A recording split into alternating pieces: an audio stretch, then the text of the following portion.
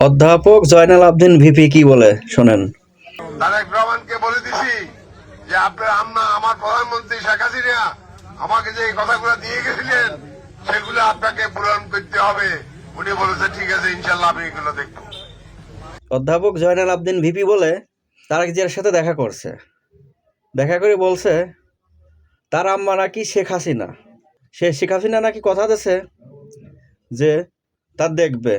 ঠিক আছে, কি দেখবে, এরা কি আওয়ামী লীগ করে না বিএনপি করে, এরা কোন দল করে, ঠিক আছে, কোন দল করে এই জিনিসটা একটু আপনারা কমেন্টে জানাবেন তো আমার, এরা কোন দল করে, আওয়ামী লীগই করে না বিএনপি করে, ঠিক আছে, এ কোন দল করে, এরা কোনো দল করে নাকি, এরা তো কোনো দল কর না, ঠিক আছে, এতদিন আওয়ামী লীগ করে আসছে, এখন বিএনপিতে যোগদান করছে, ঠিক আছে, আওয়ামী লীগের কথা কিন্তু বলতে পারি নাই, ঠিক আছে, আপনার কমেন্ট করে জানাবেন আসলে এটা কোন দল করে, আওয়ামী লীগ না বিএনপি, আমি জানতে চাই, ঠিক আছে।